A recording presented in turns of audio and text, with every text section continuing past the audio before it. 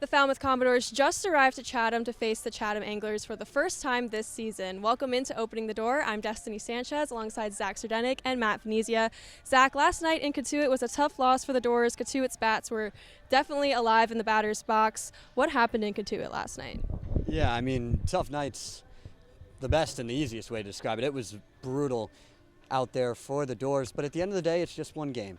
You start okay.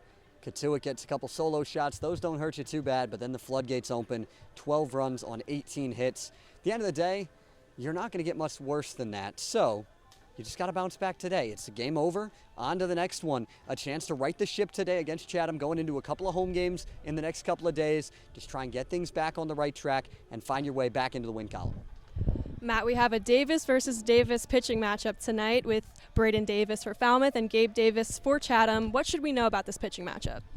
Yeah, both these guys have already thrown to this point in the year, and for Chatham, it'll be Gabe Davis going here on the home mound at Veterans Field, and he made his first appearance a couple days ago against Cotuit when, a couple of innings, had a good amount of strikeouts out of Oklahoma. One of their better arms here that's making his first start on the season. And on the other side, Braden Davis out of Sam Houston State for the Doors. Don't get the two mixed up, but Braden at this point, we saw him the other night on the road against YD, pitched about an inning and 2/3, had 5 strikeouts on the outing, so now he makes his first start as well. In the top 5 over at Sam Houston State in strikeouts and ERA at under a 3.0 ERA, so he's very, very capable. Had 22 appearances, not that many starts over at Sam Houston State, so it should be interesting to see how he gets into a routine and if maybe he builds himself into some sort of a rotation for Michael Landry and Falmouth today. And again, yeah, Davis versus Davis should be a fun one today on the Hill at Veterans Field.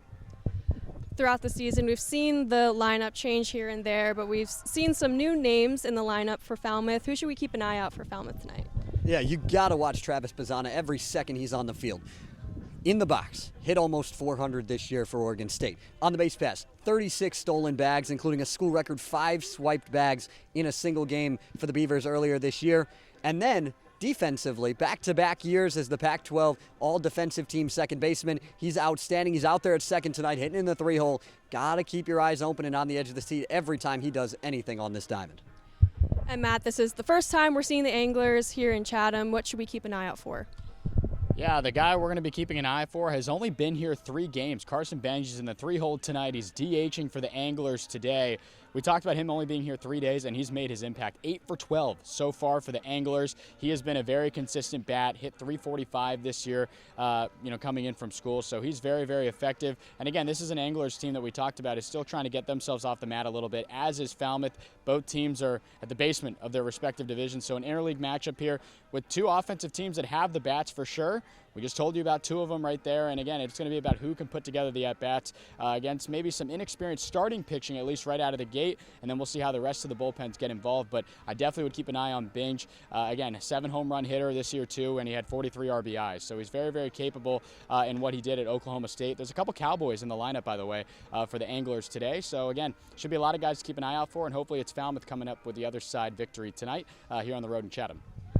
The sun's coming out after a rainy morning here on the Cape, so it's going to be an interesting game here in Chatham. This has been Opening the Door. We'll see you guys on the broadcast.